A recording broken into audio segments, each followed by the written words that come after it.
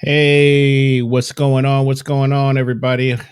Welcome to the show tonight, Local Musicians XP.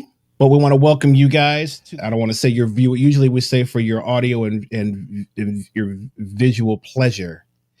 But tonight we are here to support a celebration of someone who means the world to a lot of us and is responsible for so many relationships in the Atlanta jazz community.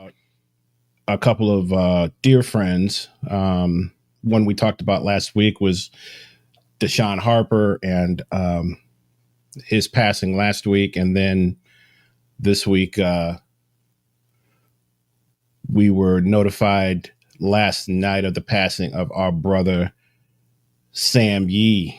This one goes very deep for a lot of us, but I think I kind of owe my jazz career to Sam.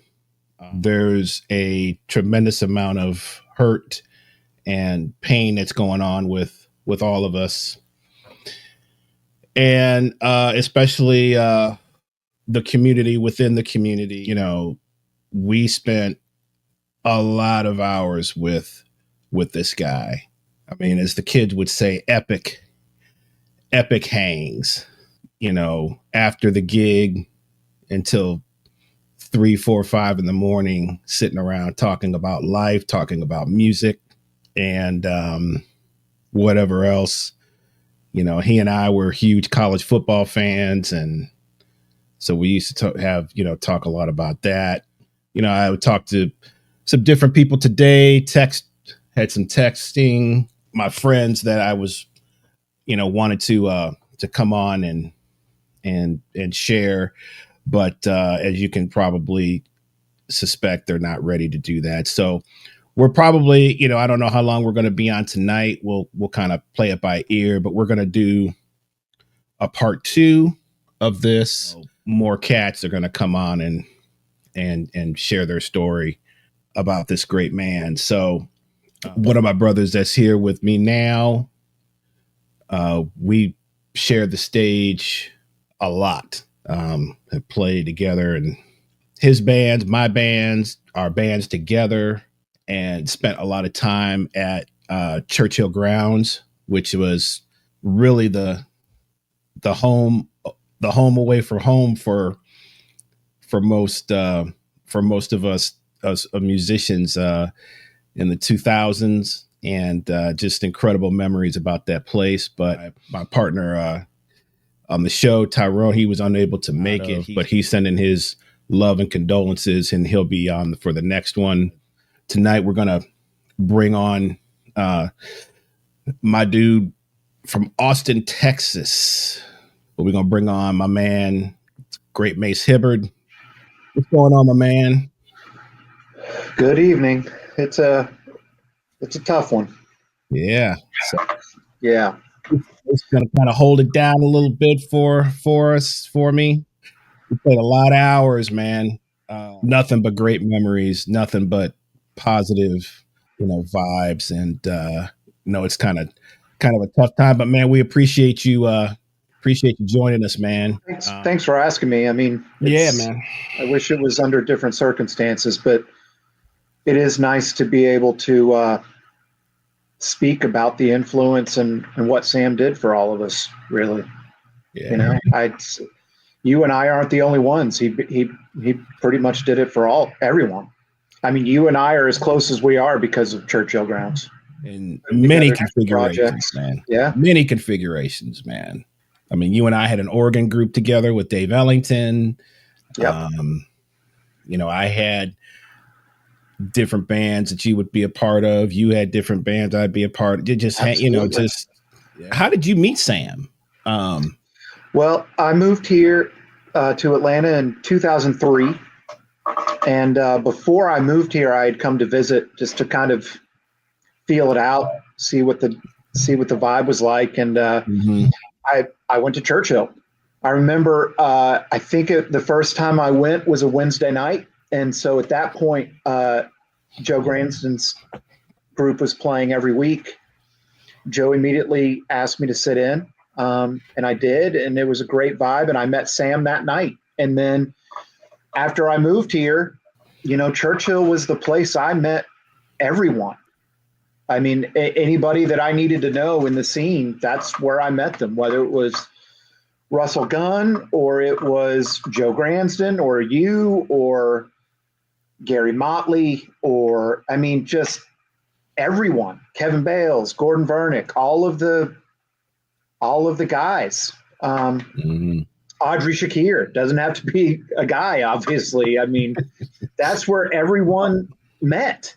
In my post today, I said that, Churchill was the place we all went to after our society gigs to kind of unwind and, play a couple tunes and hopefully, or just have a drink with Sam.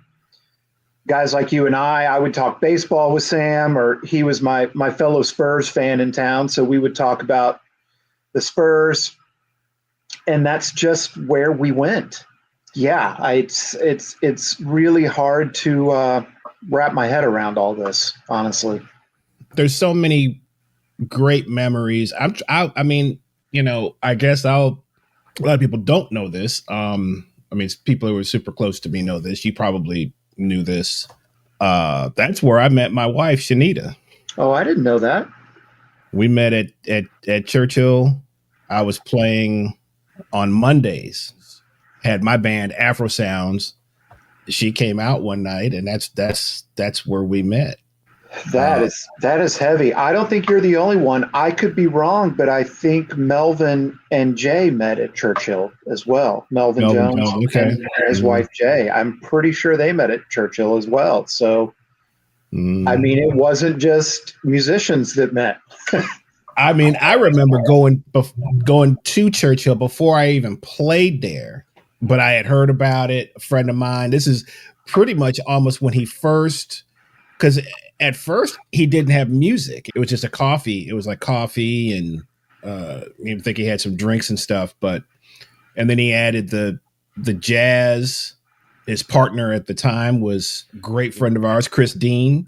Right? Remember Chris? And they had opened, done this great thing, man. And it was like nothing. It was. There were other jazz places in Atlanta, but this one was as close to a New York, like the New York thing as you could get. Just a shotgun. One, I thought the coolest thing was that the original stage, as in the last iteration of the club did, the stage was right in the window to Peachtree Street. So you drive by, and you see the band. That was always a spectacle of walking by from getting out of the Fox shows and the tons of people. That was as close to New York as we kind of got, man. Yeah, I agree. Be trying to load in, especially if there was a show at the Fox. Yeah, trying to load in, man, with the show at the Fox. I had to find parking that wasn't $35 or whatever. you'd be trying to meet every cop, every parking attendant, get to know them by name, so they would just let you, pull up, unload your stuff, man. And then once you really got it going, you could even sneak a little spot in the parking lot next door, right? I never got that lucky. Oh, yeah. Oh, that was, man. They weren't going to let me get away with that.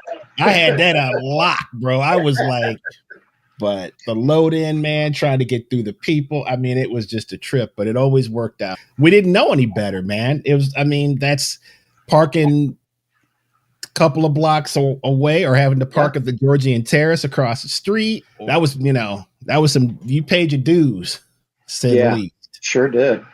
You forget how much history that we all have at this. There's Chris right now. Yeah. What's going on, Chris? So Chris is one of the original owners of Churchill Grounds, Sam's partner. If you wanna come in and say a few words, Chris, just let me know.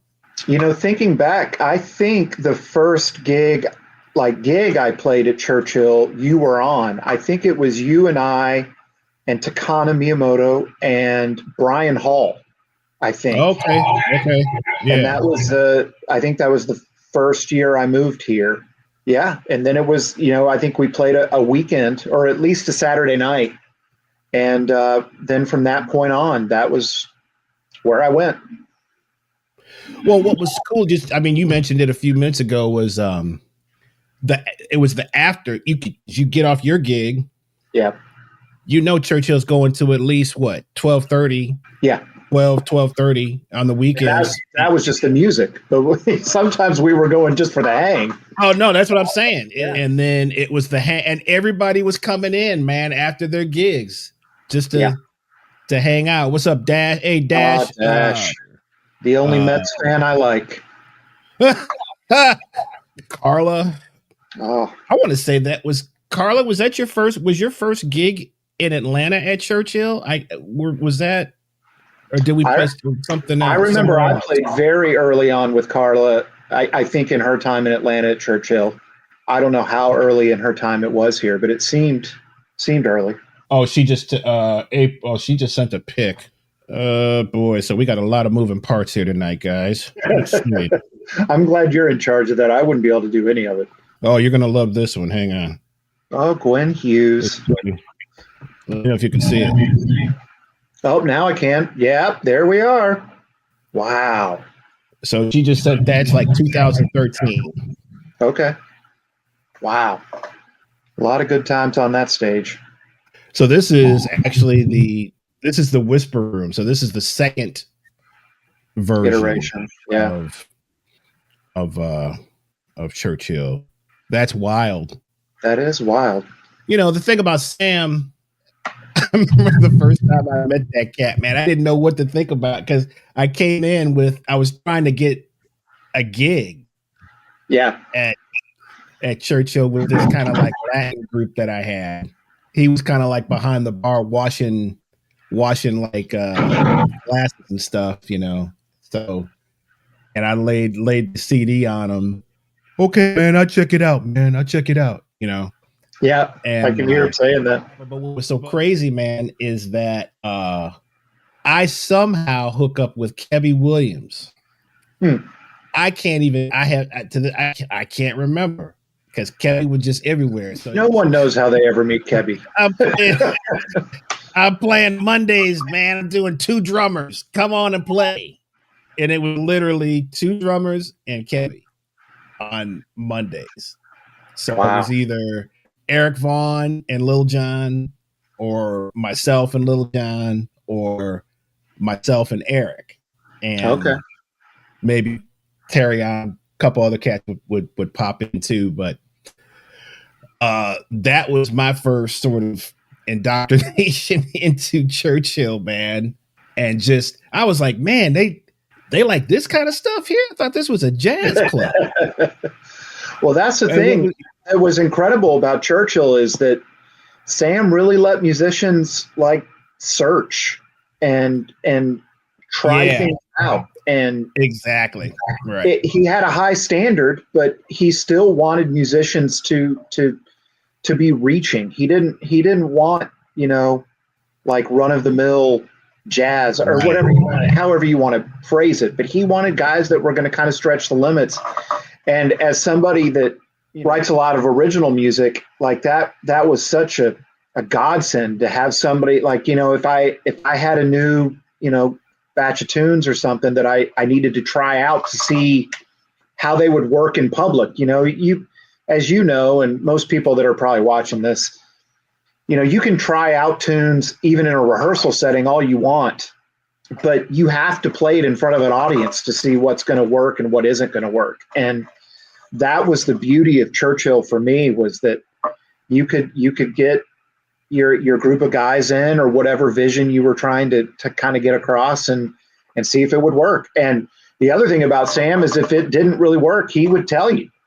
I mean, he would do it in a constructive way, but he'd be like, yeah, that thing you were doing, I'm not sure about that one. And then, it would make you think because he heard everything. He was always, he was a listener, first of all, So I don't know how this cat, I can't even remember the dude's name. I don't know how he got a gig there, but he ends up getting a gig. I get a call, the smooth persuasion.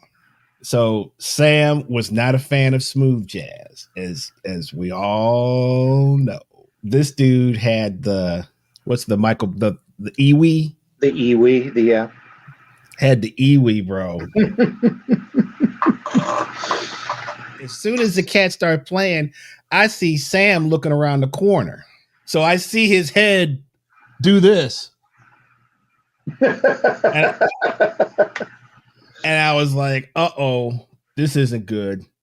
So he let the first set go by, man. But as soon as that set was over, man, he called that dude over to the other side. I wish I could maybe if I even remembered his name, I wouldn't call him out. But man, and I remember the conversation was like, man, we don't do smooth jazz here, man. We a real jazz club, man. We only play real, man. And just, bro, as soon as you did that, I can hear him saying that. No filter, man. Like no filter at all. Man, we don't play that here, man. We play real, man. And it was just like, we start the second set, man, and the cat plays sax for maybe the first. It tries to get through some standard, man. It wasn't very good. And then next thing you know, he had to go back to the Iwi, man. And I was like, bro, you about to get thrown up out. It's gonna be the first musician to get thrown out of here during the set.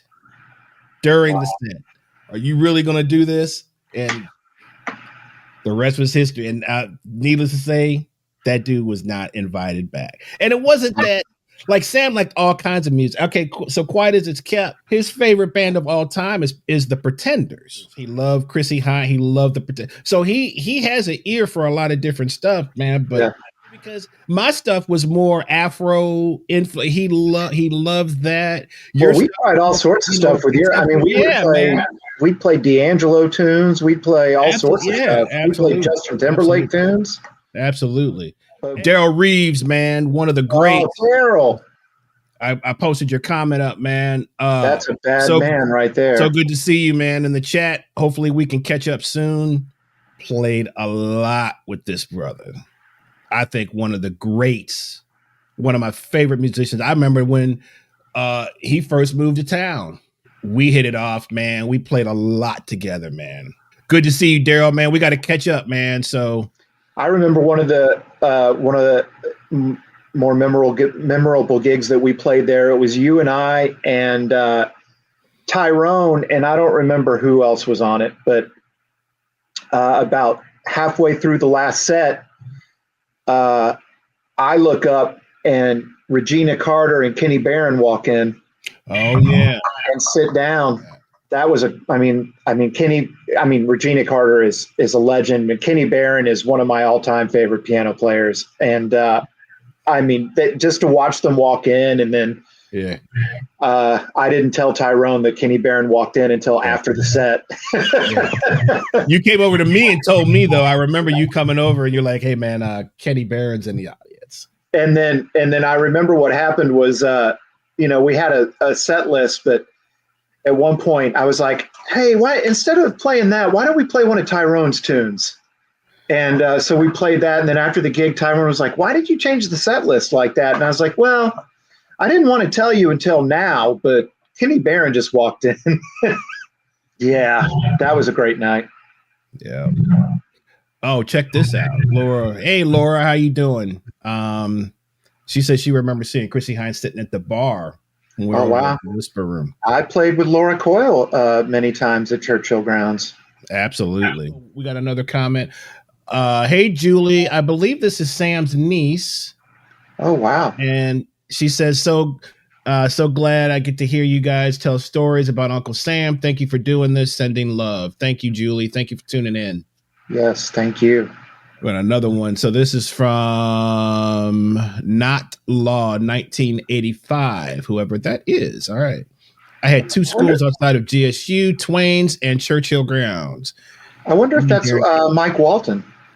It must be because me and Darren English used to go there religiously.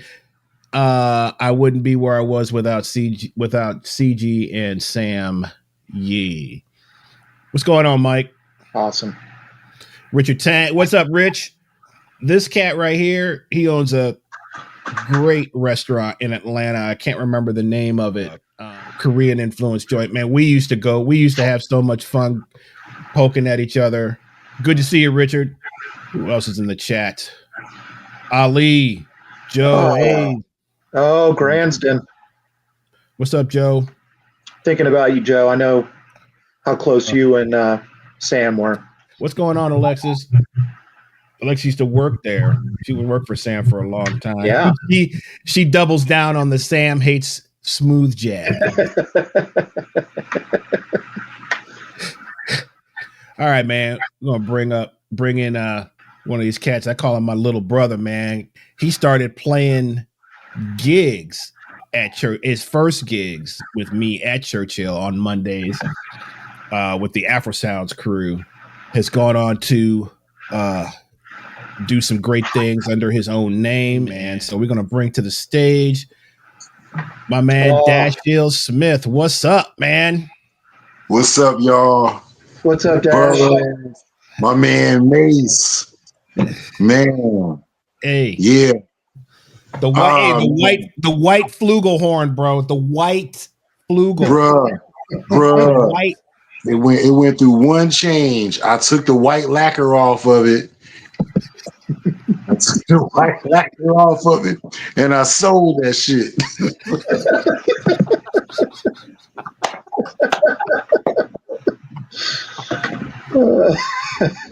Where did you get the white flugel from, man? I don't think I ever asked you, man.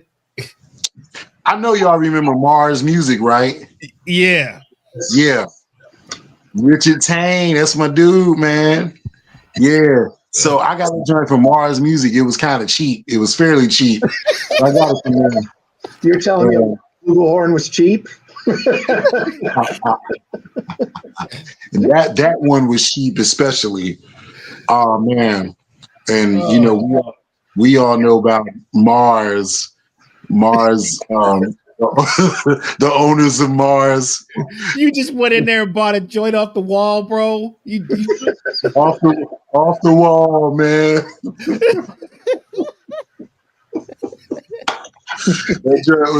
That joint was hanging up on the wall. It had like little showcase light shining on it. I was like, you know, I was in my 20s then. I was like, oh wow. It was like, hey, man, you played that junk though, bro. I'm gonna tell you, man.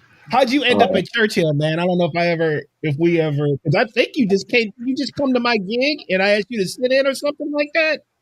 I'm trying to remember if we met at one of the jam sessions there, or if I just came through on a Monday night and just kind of listened and you know, I can't remember exactly how. It may have just been one of the jam sessions, man. And then you invited me to come on through. And you know, I was a baby then, man. Like I was still cutting my teeth hardcore back then, man. Yeah, and Chris had, you know, Ali on the gig, Fareed. Was Takana on it? Was Takana was rocking a few times. She rocked a few times. You had Ellington, Justin Ellington on it a few times. That's who it was at first. It was Justin. That's right.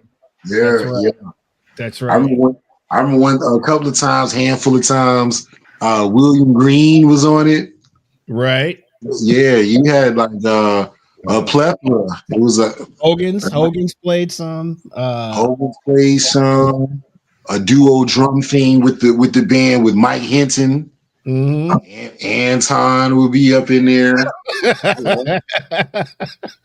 The thing that was so great about that was, you know, Mace was talking a little bit about it earlier, which is just, it was a place to experiment. Yeah. and it was a place to grow. Man, it was a place to work out, which is what, we get on the young musicians today, man, but they don't really have that anymore, man. They don't have those places where they can just work stuff out. We're able to play in a place on a weekly basis, man. There's no substitute for that. Yeah, right. No, there's not. And I was kind of thinking earlier today that, in like comedy clubs, how a comedian will get passed, and that means they can do stuff. It was like once Sam passed you were then part of the club.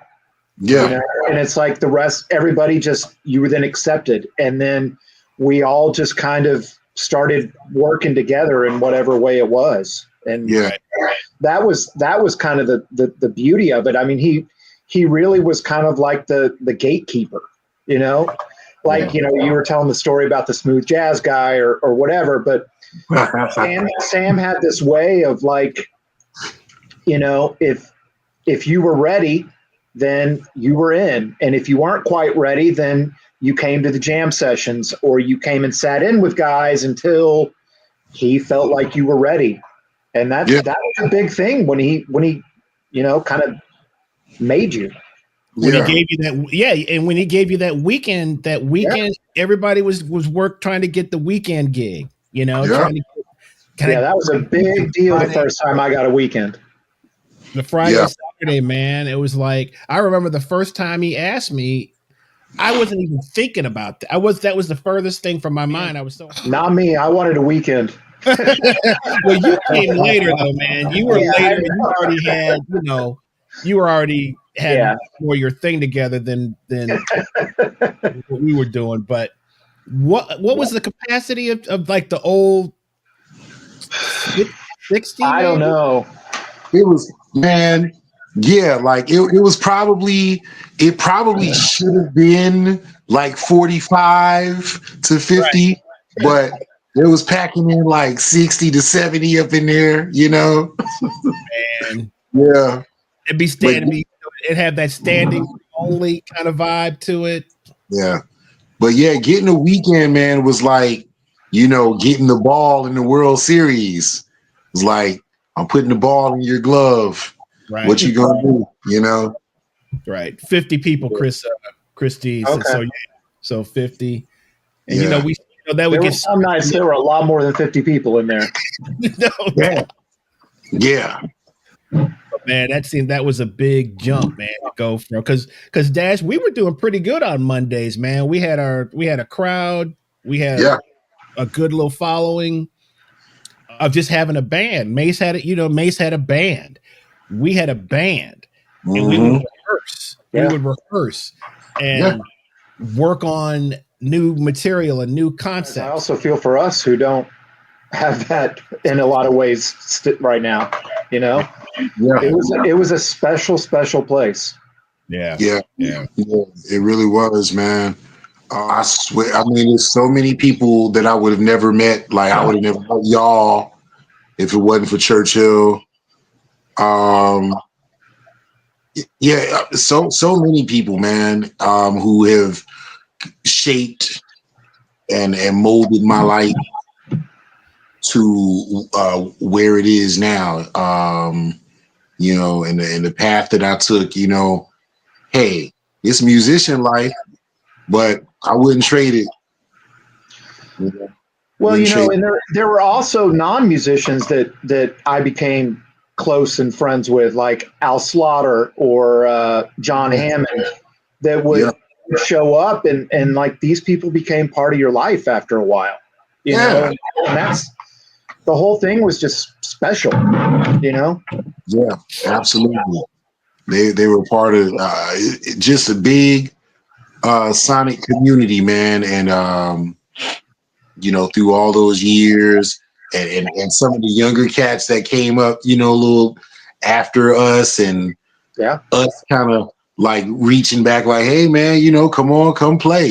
Cats, badasses like Mike Walton and Darren English, and Terrence Harper and Morgan Guerin. Yeah. Kevin Oliver, all those young guys. Oliver. Yeah. And then hell, Brian Hogan's was a doggone monster at age like 9. So Brian was probably ready at 3. Yeah.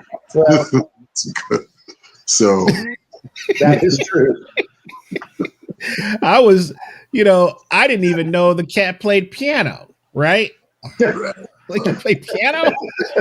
Oh, he played piano. Yeah. He played a whole lot of piano. I started calling him. I was like, I remember one night we had a thing. I got Will Scruggs' Wurlitzer for the gig. And Hogan's was playing Wurlitzer. I mean, the talent that from the early days of Churchill, where it was, Jerry Fields had the Latin thing on Thursday. Yeah. Fareed had his group on Wednesday. Yeah. Was Tuesday must have been was the jam session, right? Yeah.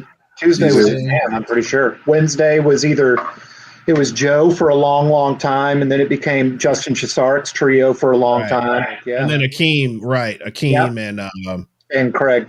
Right. And what was so cool was that he gave everybody had kind of their own night to kind of do with, what they wanted to do. And then there wasn't anything on Sundays, I don't think. Yeah, every now and then, unless it was a special show or Yeah, well, like Matt had an organ series for a while on Sundays that we did. Dash will tell you, man. Me, Dash, Ali, Anton, after our gigs on Mondays, man, Ali used to have TVs in his truck, man. And used to bring us video. We used to play video games, man. Yeah. All night. We would the Georgian Terrace. The Georgian Terrace, dude.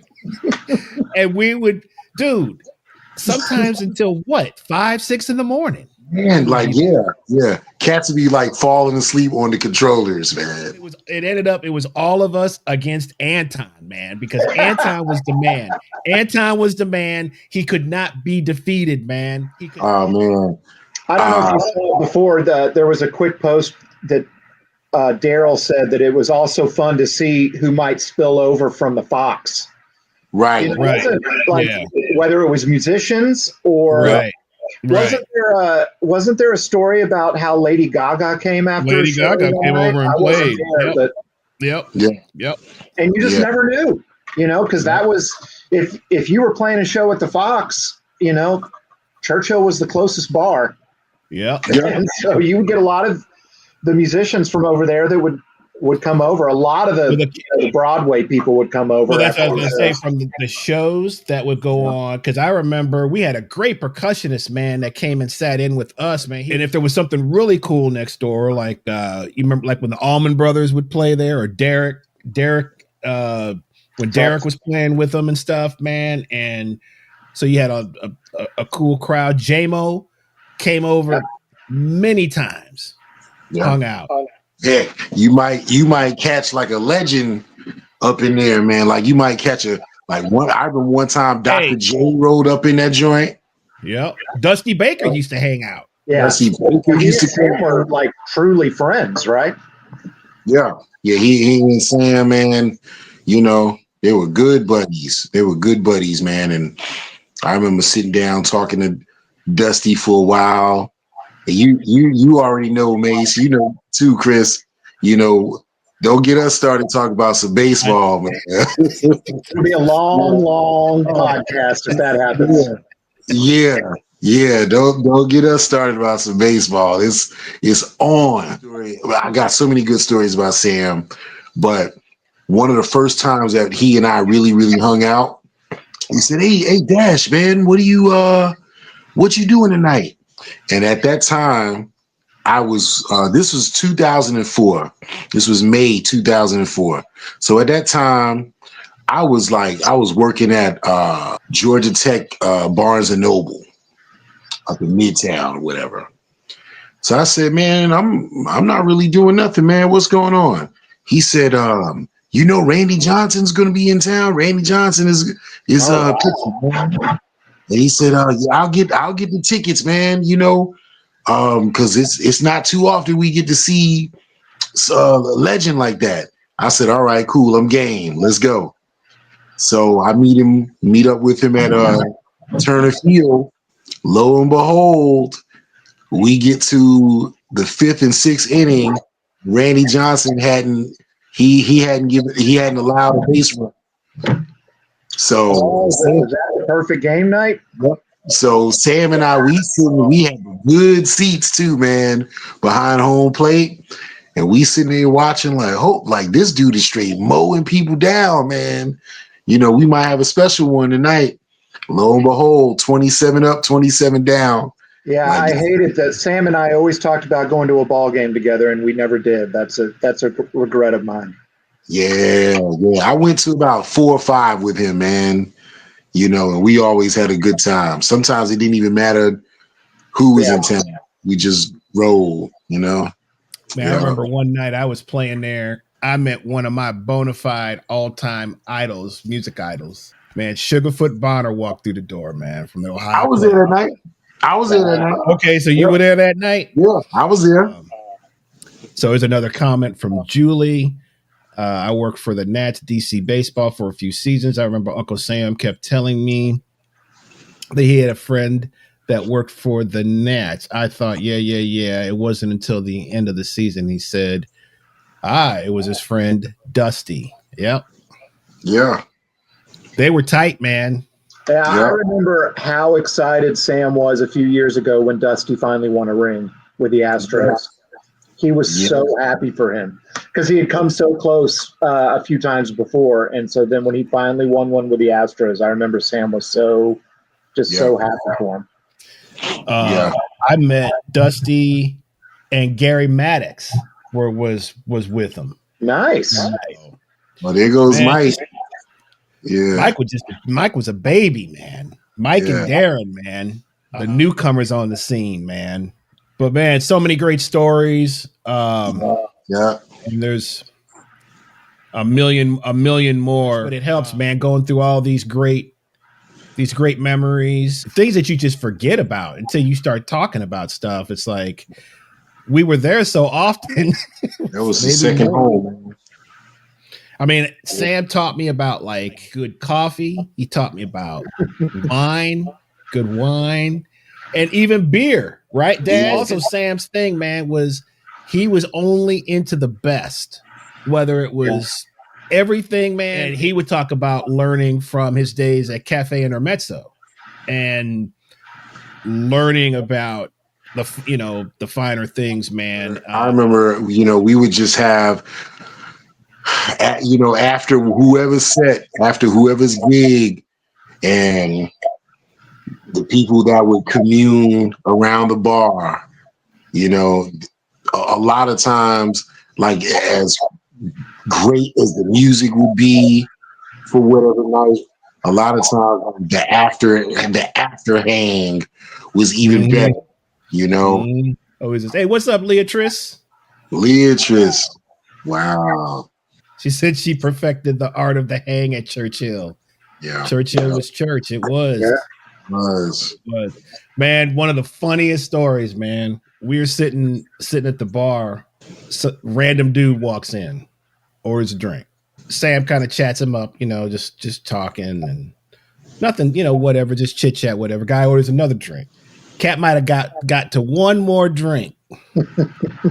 And next thing you know, this woman comes storming in and she's like, "There you are. I found you.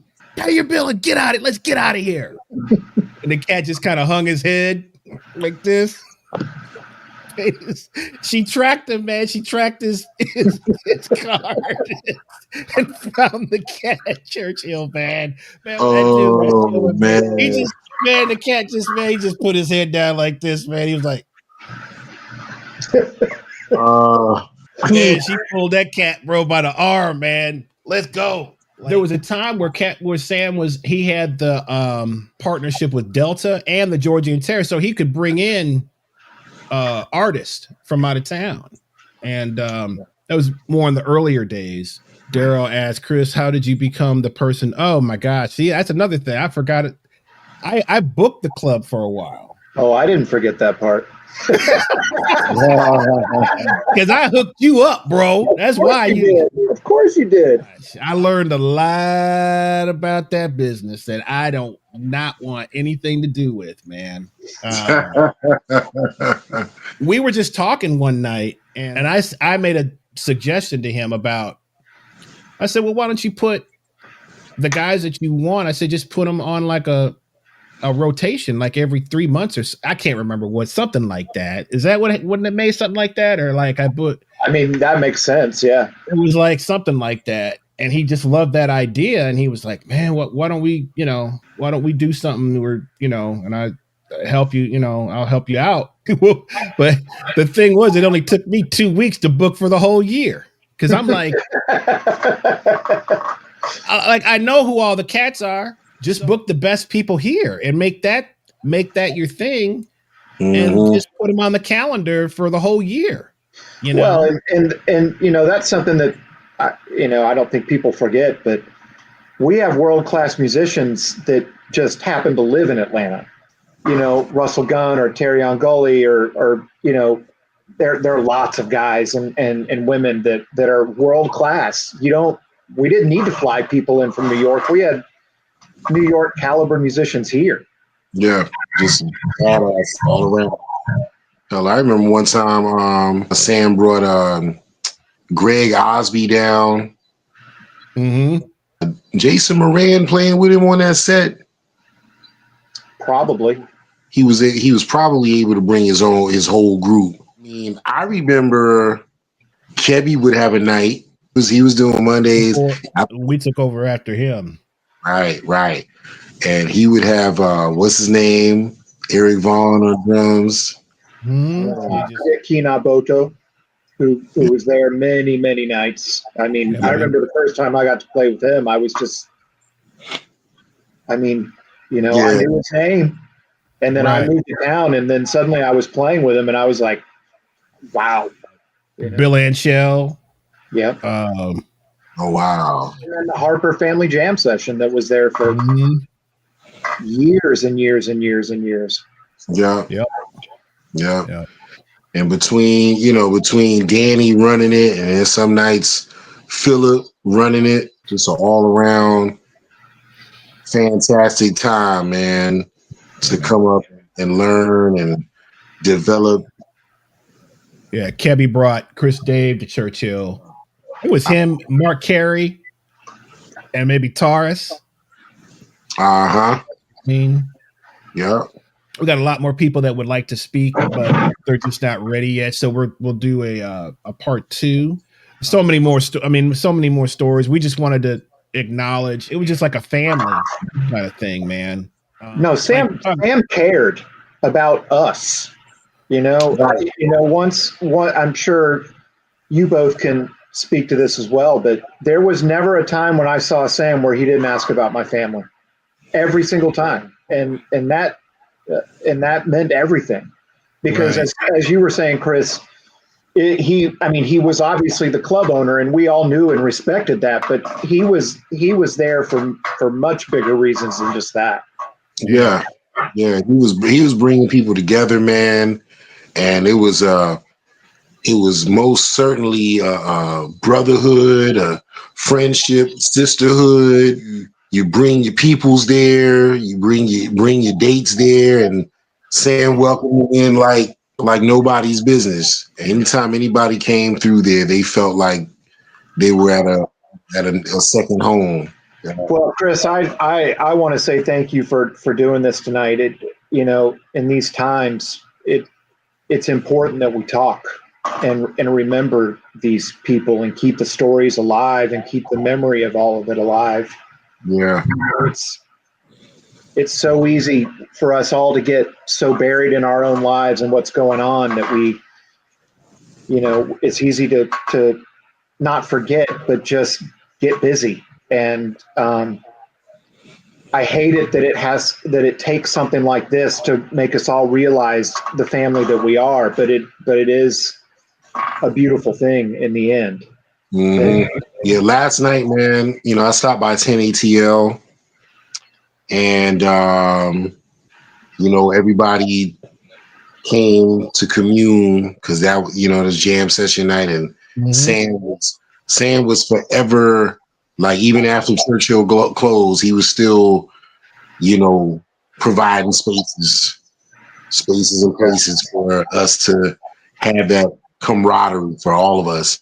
And so, ATL was the latest spot, or is the latest spot. So, and I came through because all this, everything that is happening, with Deshaun and then I got the word that Sam was transitioning. I said, I bet the cruise will be it. So I came through, and right around the time, it was Mike Walton, Larry Wilson, Tommy Sauter, and Kenny Banks Jr.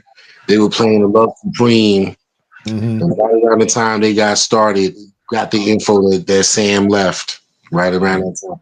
It was a hard hit, bro. It was a hard hit, man. I was not expecting it. None of us were expecting it, No, yeah.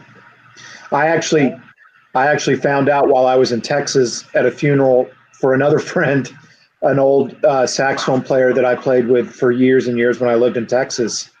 And I was certainly not expecting the text about Sam. I mean, it came out of nowhere for me.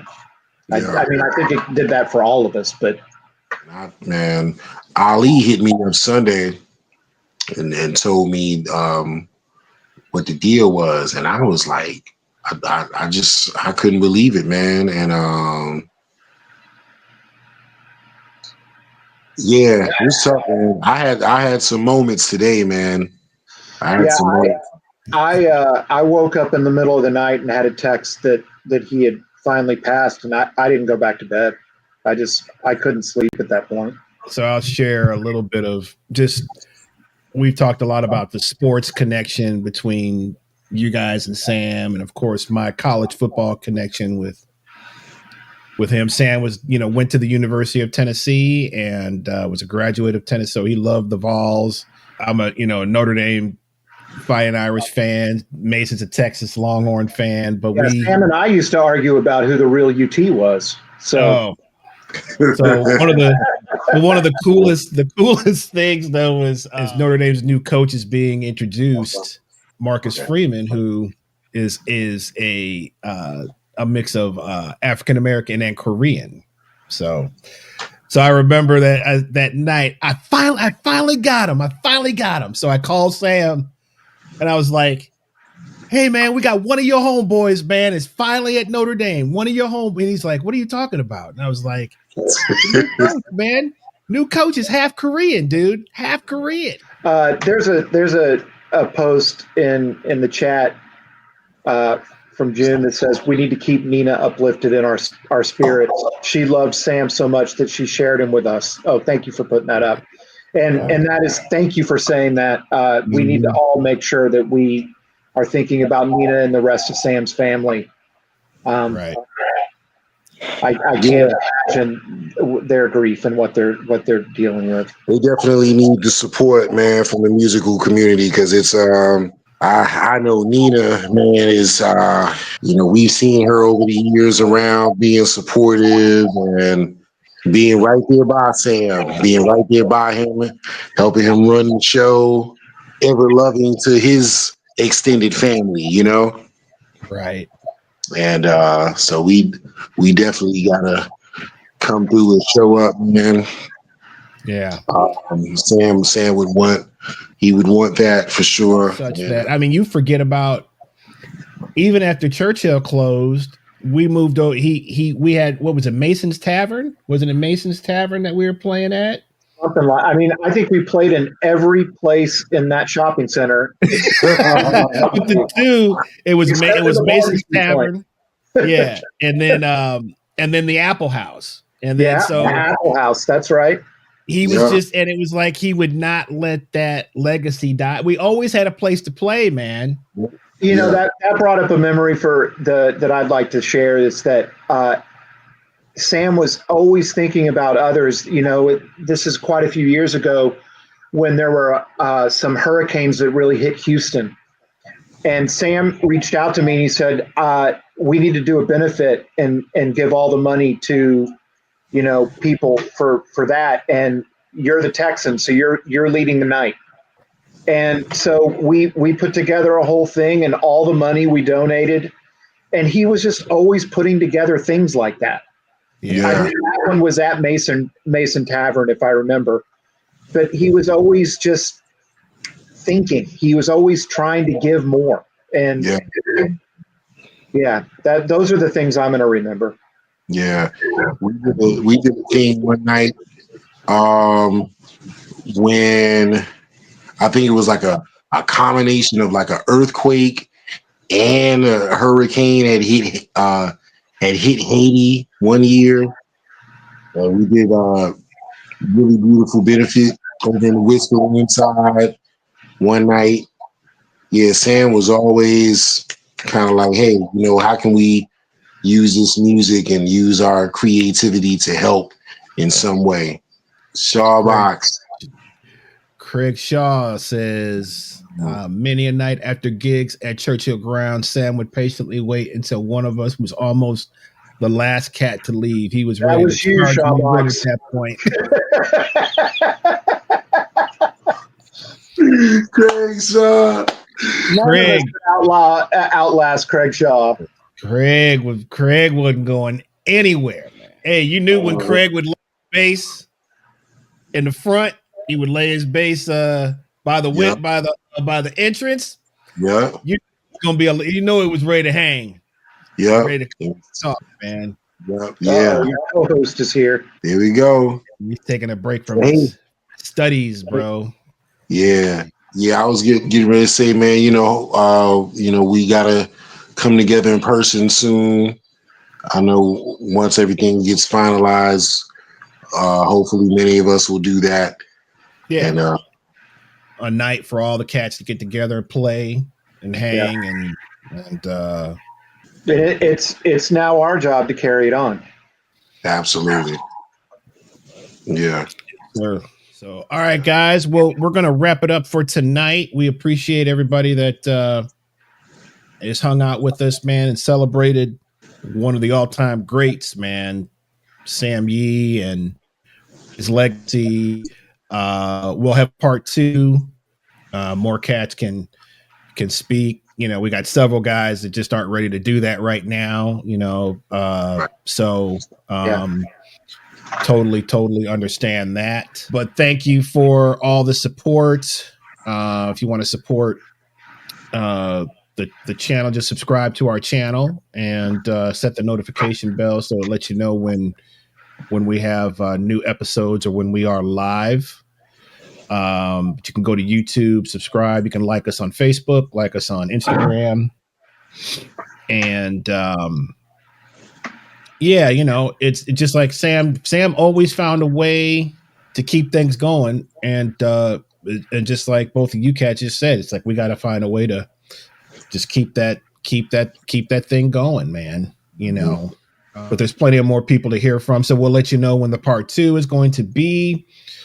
We will be off next week as Tyrone and I will be traveling. We'll be on the road. Dash and I will do it while you're out of town.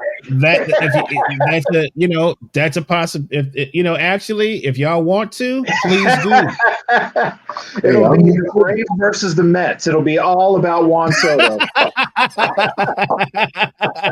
and how much money I don't have to give. So guys, keep your heads up. Please pray for the Yee family and all of us on the Atlanta jazz scene. We won't let Sam's legacy be in vain. He's done so many great things for the community, and there's several of us who, he's one of our mentors, man. We learned a lot of stuff from this cat.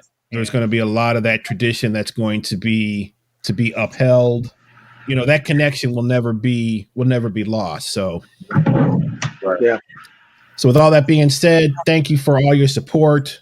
Please keep the Harper family in your thoughts and prayers as well as they go through a trying time. Any last thoughts? Hey, I just want to say, man, hey, thanks for having me, man. I love y'all. I respect y'all, man. Fantastic. I think you just said it very well, Chris, is that we all need to really lean on each other at this point. And so with that being said, guys, we're going to go ahead and call it a night. I want to thank everyone, but we're really here to honor one of the legends, the great Sam Yee, and also the young Deshaun Harper. Please keep the Harper family in your prayers. All right. So we will see you guys. We'll let you know for when part 2 is going to happen. We're going to have more cats talking about the great Sam, and we will see you guys next time. Peace. Later.